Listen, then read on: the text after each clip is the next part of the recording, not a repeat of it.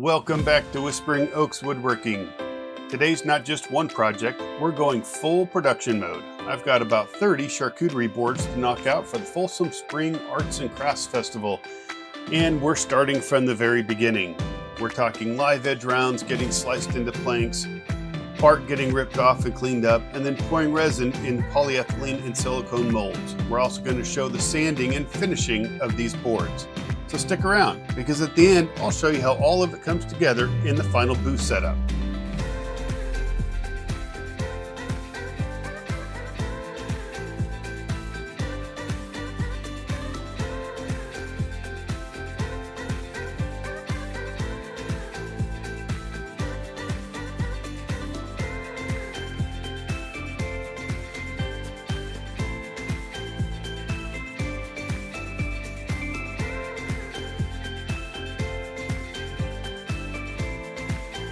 Now you're seeing me clean up a lot of black walnut slabs here, but I'm also going to be making these boards out of redwood burl and some teak. I do prefer to use the hardwoods for charcuterie boards, but you can't beat the beautiful look of redwood burl. Don't forget your silicone mold release for these polyethylene molds, and you want to use a non-silicone based mold release for the silicone molds. I do like to put the epoxy that I've mixed in the vacuum chamber to off gas. As you can see, there's a lot of bubbles in there. We want to try and get rid of as many as we possibly can. We are using some rather heavily tinted epoxy, so you won't see most of the bubbles, but you definitely want to try and get rid of them. It'll cause you to not have so many voids to clean up later. And you'll see that later in this video where I'm having to fill some holes and possibly some bubbles that did form during the process.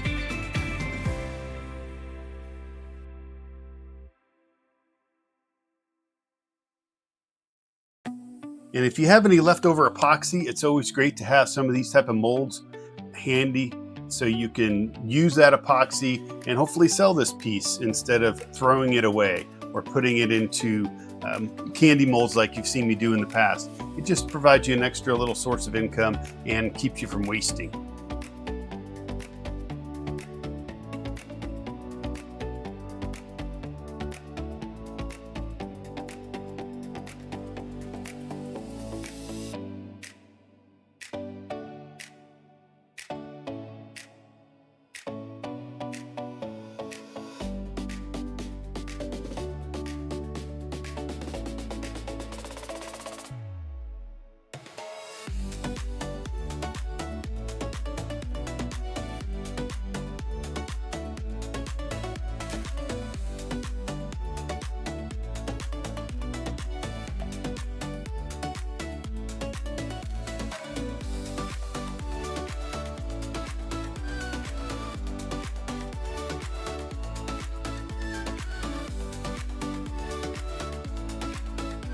I really wanted to show you the process of cleaning these off after they come out of the molds and the sanding process, but I'll be honest with you, there was days worth of work involved. So I've only shown you part of it, and I've sped it up a lot so that we're not wasting too much time on this.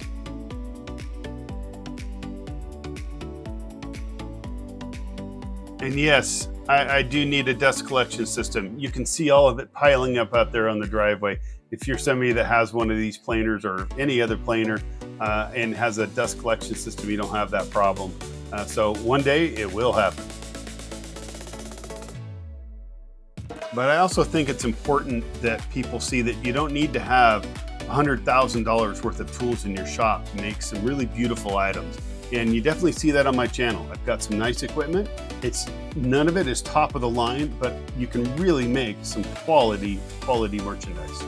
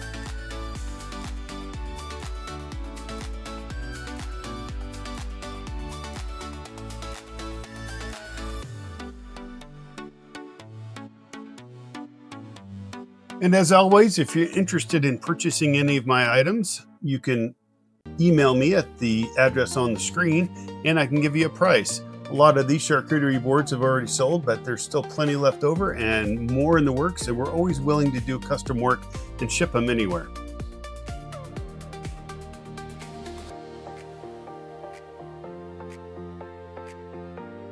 In here, I'm just using an 1/8 inch roundover on the router table.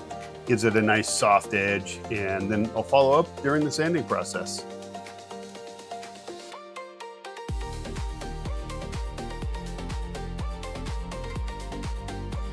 Now, whenever you're building something like a charcuterie board or a table, especially things that are going to get wet and getting it white down, and that are utilizing some sort of tung oil, like we're going to be using Odie's oil on these projects, you want to make sure that you're popping the grain. And I've heard it called different things: water popping, raising the grain. It just depends. But either way, the process is the same. You just want to get that wood pretty wet, not soaking wet like you've dunked it in a bucket. But as you can see here, I'm just using kind of a wrung out rag, and it pops that grain up. You let it dry, and then you sand that down. If you don't do that, the first time that gets wiped down after it gets used, it's just going to feel horrible. I've seen guys pop the grain after every grit during the sanding process. I think it's a bit excessive for charcuterie boards. I do it after 240 and then again at 400, and obviously sanding after each one of those processes, and they turn out beautiful. A little bit of Odie's oil on them, and they're going to last a really long time.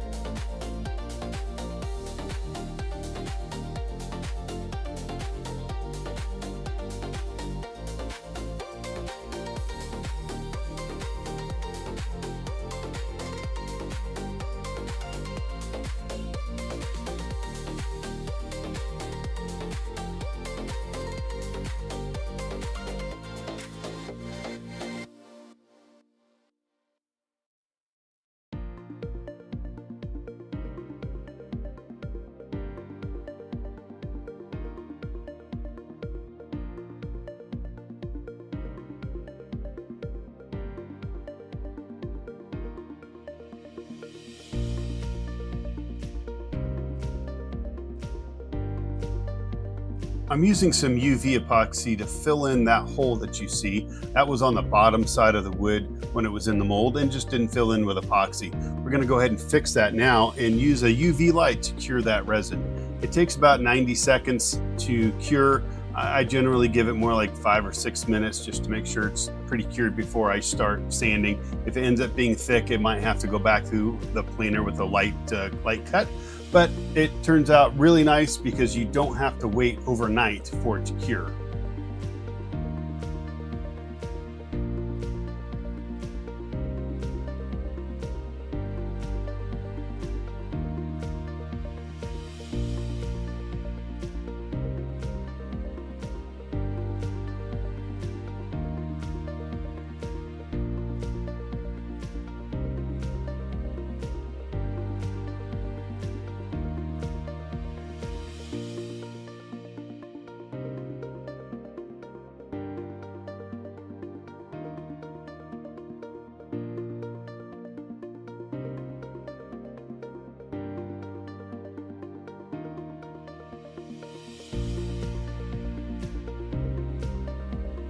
All of these medium-sized rectangular charcuterie boards are going to get handles on them, so they're more like serving trays.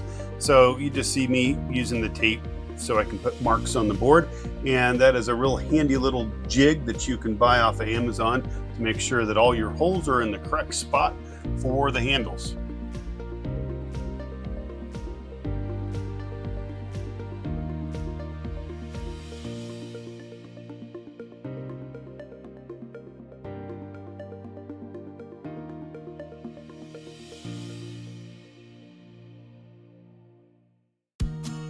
Here I'm using some Odie's oil to put on the final finish and protect these charcuterie boards.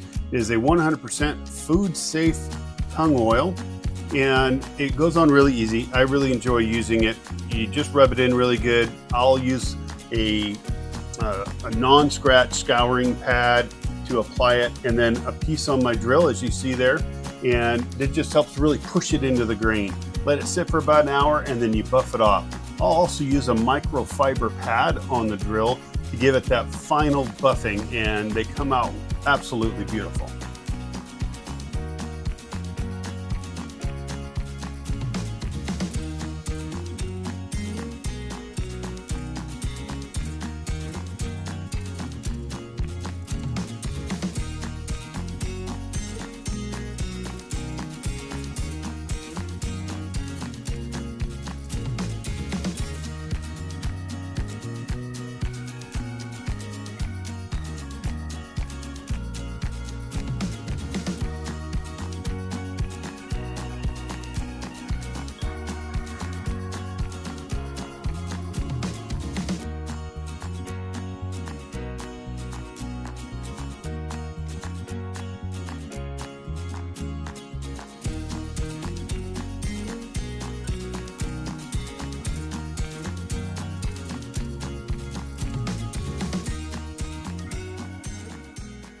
And just like that, from rough cut rounds to finished boards ready for the spotlight. If you've made it this far, I appreciate it more than you know. Drop a comment and let me know which board was your favorite. And a comment also enters you into the 1,000 sub giveaway. Here in just a moment, you're going to see my full craft show setup.